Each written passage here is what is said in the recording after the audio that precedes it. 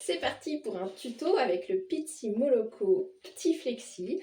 On va faire une installation devant avec les bretelles croisées pour un tout petit, donc qui ne s'assoit pas encore seul, donc avec l'installation au niveau de la ceinture des bretelles.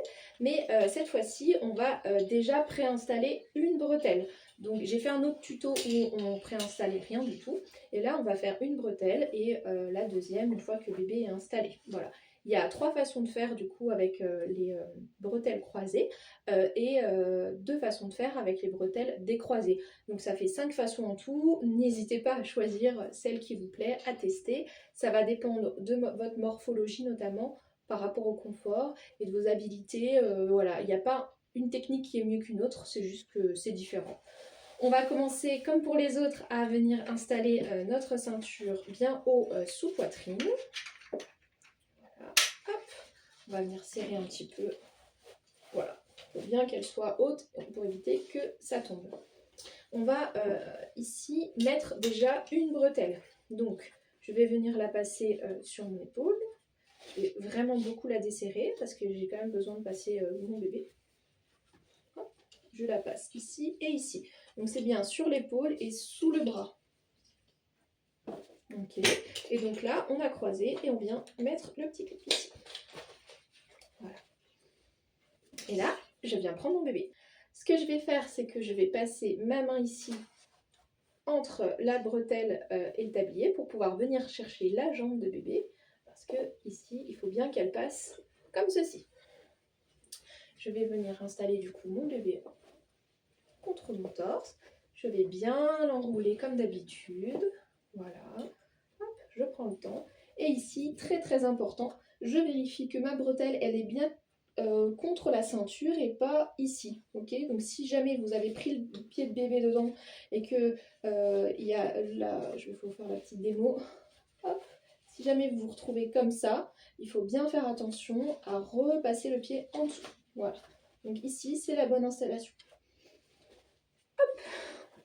On a notre première bretelle du coup comme ça qui était déjà clipsée, donc on va déjà la serrer avant de passer à la suite. Donc comme ça me permet de tout de suite sécuriser mon installation sans me galérer.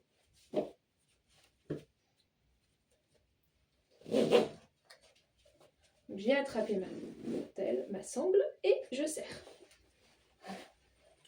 Donc là on a déjà sécurisé un début d'installation. On va pouvoir venir faire la deuxième bretelle. Donc je vais venir l'installer ici sur mon épaule. Je change mes bras pour la récupérer. Et ici, comme de l'autre côté, je vais faire bien attention à passer contre ma ceinture et donc sous la jambe de bébé. Voilà. Ici, elle était déjà réglée à ma taille, mais si nécessaire, je vais aussi aller chercher le réglage pour la serrer. Je termine mon installation comme d'habitude. Je peux passer les mains pour vraiment venir enrouler le bassin de mon bébé. Je vérifie bien qu'il est centré. Là, il n'est pas tout à fait centré. Voilà. Qu'il ait bien les fesses plus haut que mes genoux. Un vrai bébé, ça s'enroule encore mieux qu'un poupon. Ici, on peut bien vérifier que les voies aériennes sont dégagées. On remet les mains près du visage de bébé. Et on est parti pour l'aventure. Voilà pour ce tuto, et je vous en fais encore un autre quand on commence pour aussi croiser du coup les bretelles, mais cette fois-ci en commençant avec les 2 bretelles déjà clipsées. Pour pouvoir enlever notre bébé de la même façon qu'on l'a installé, on va venir déclipser du coup notre bretelle, hop, ici, on peut en déclipser qu'une. J'enlève la bretelle et ça me permet ici de récupérer mon bébé facilement. Voilà, la deuxième, hop, je peux le mettre juste comme ça. Et attention, ici c'est un clip sécuritaire, donc il faut bien appuyer sur le bouton en même temps que les 2 autres pour pouvoir vous libérer.